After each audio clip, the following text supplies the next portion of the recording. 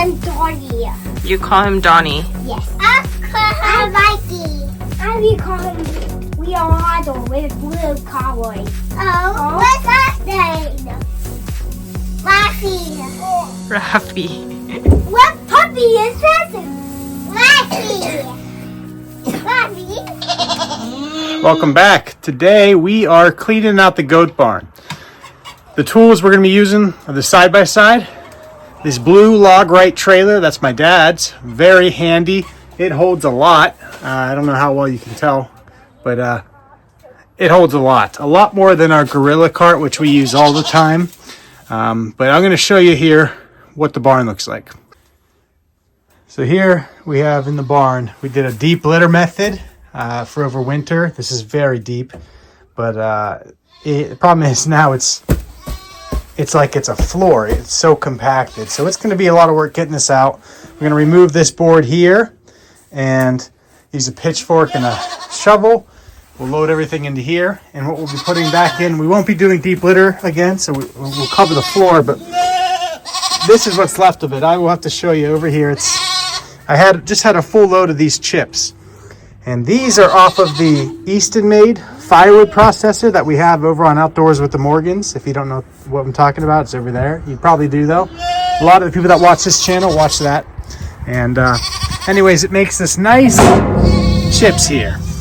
Much bigger than sawdust. Not as big as something I would get from Chip Drop, like if you were chipping up a log.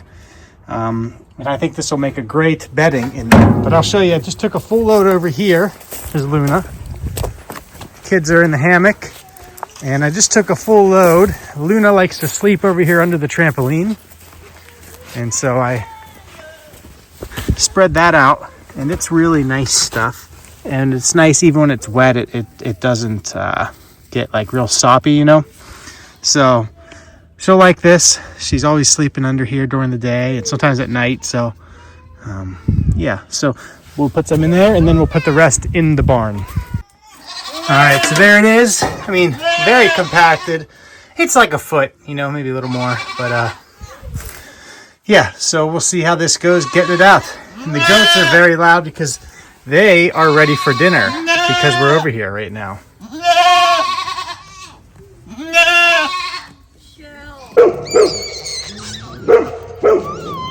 Good girl, Luna. There was a biker. Luna! Good girl.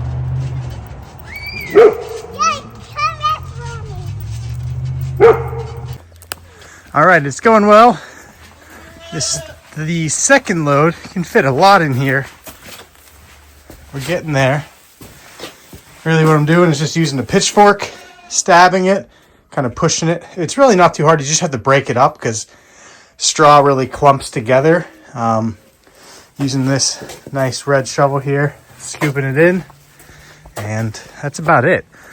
Really not much to it, but this trailer is so handy. Really holds a lot, and the mule is too. All right, I was surprised that we got it in 3 loads.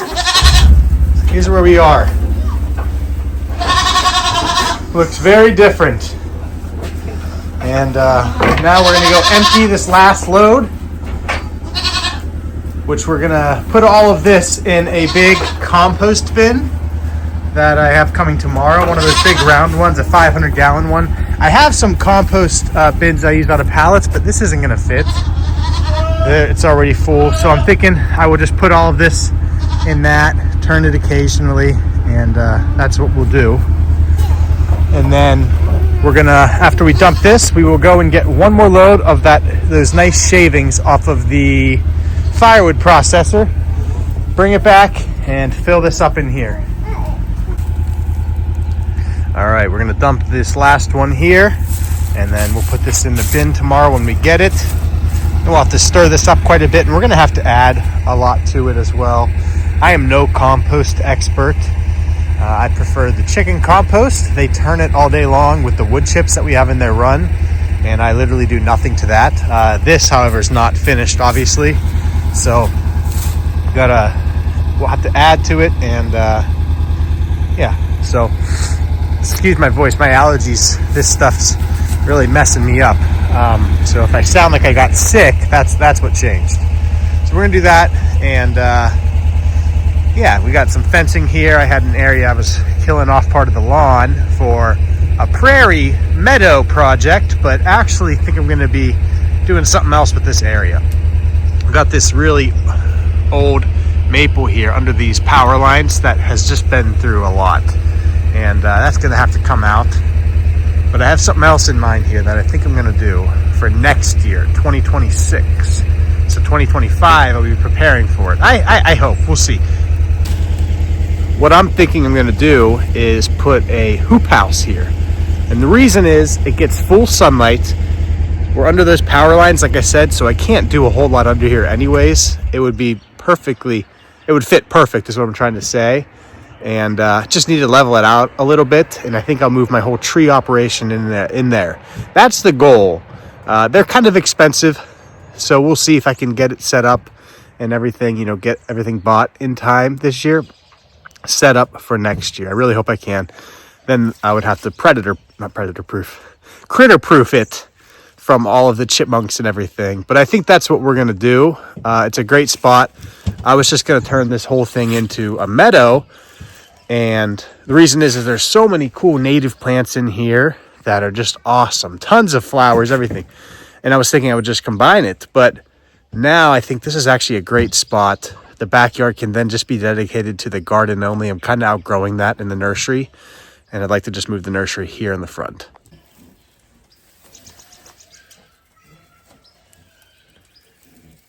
Nice, Ty. There it goes. All right, a little more, and then we'll pull forward. This is like Pap's dump trailer. Well, this is Pap's too, but okay, let's drive forward a little bit and then it should come. There it all is. All right, just finished getting everything done. We will show you in the morning what it looks like because it's dark now, but that's it. See you in the morning. Let's take a look.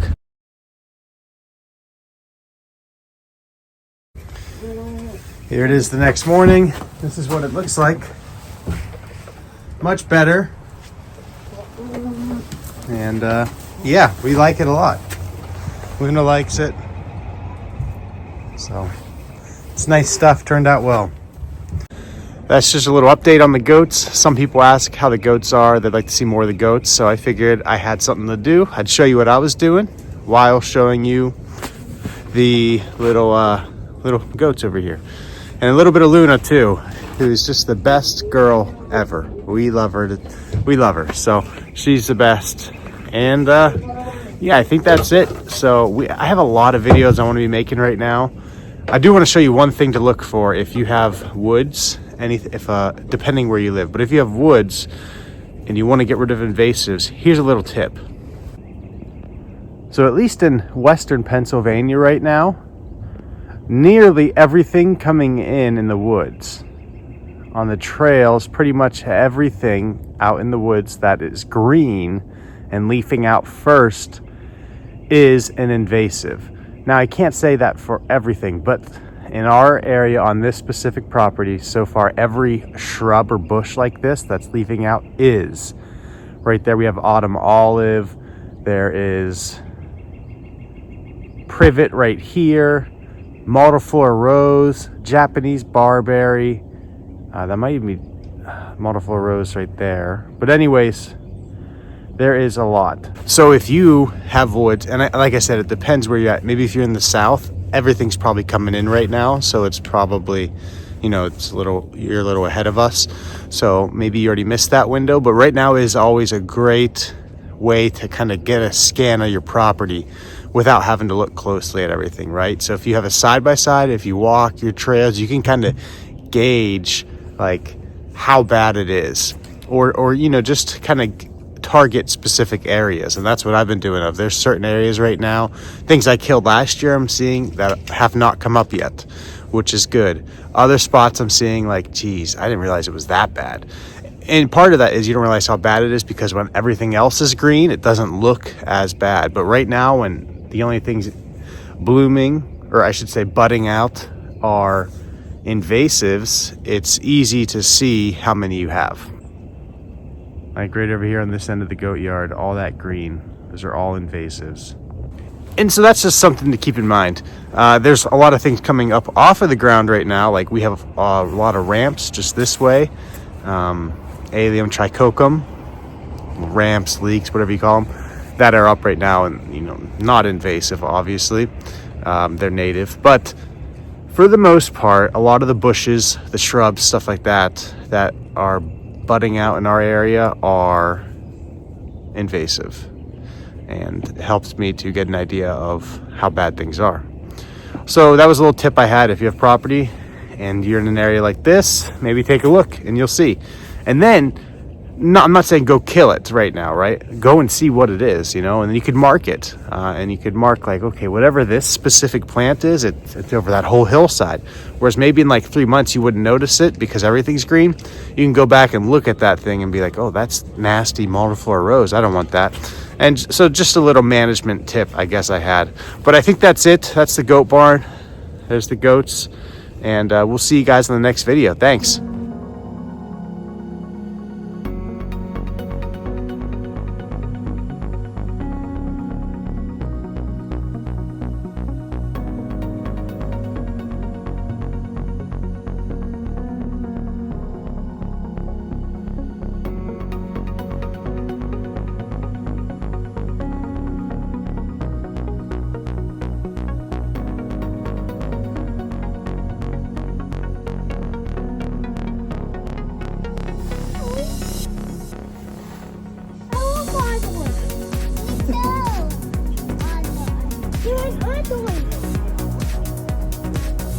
Oh!